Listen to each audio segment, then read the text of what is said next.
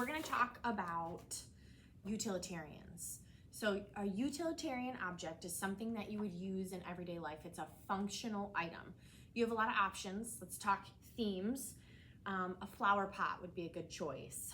A candle holder, incense holder, jewelry or change holder, bathroom or kitchen holder. So you get the point. It's like a usable, functional thing.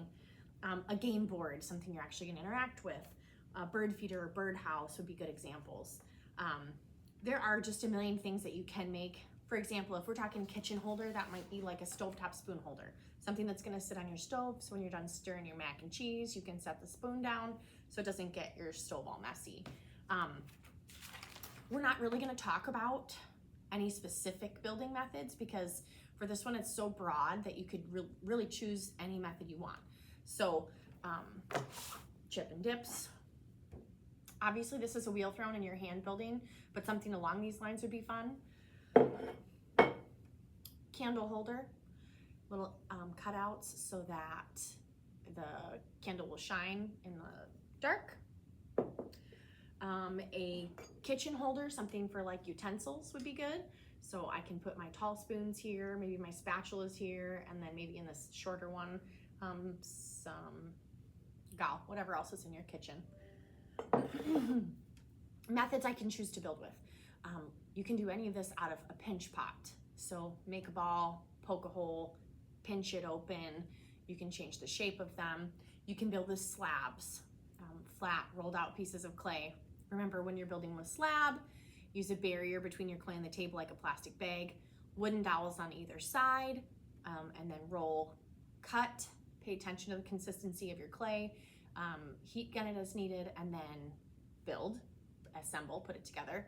Remember, if you're building with slabs, it's easier to decorate them when they're flat on the table and then put them together later. You do need to be careful with that because when you're putting them together, it's gonna get messy before it gets neat. Don't forget to reimburse your corners when you're working with slab with a little coil in between to help hold them together and to keep them neat. You can choose to build with coil. Ideally I will always have the coil machine loaded. That's not necessarily 100% true, but I'm happy to load it for you in a hurry if that's what you're deciding to build with. You can use a mold. So I could take, let me grab really quick, a bowl, and I could build something inside of my bowl. Just remember that you need a barrier here too, otherwise it will stick and crack and fall apart as it dries. I could build inside, turn it over and build over the top of it for like a dome shape. So that's how I would use something like this. You can work flat. It might be three-dimensional.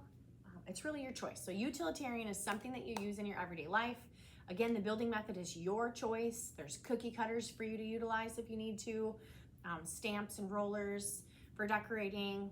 Think about texture, surfaces. What might it look like when it's finished? This has kind of like a basket pattern on the outside. So yeah, utilitarian, something that you use in your everyday life. Don't forget, you also need 5 sketches or photo references, and then also 2 websites you might use. Again, that could be, maybe you're going out looking for ideas.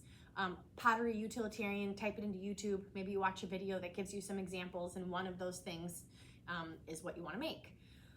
Maybe you need a refresher on wedging, and the video is a different version of wedging that maybe I've taught you, or a glazing technique that you plan to use.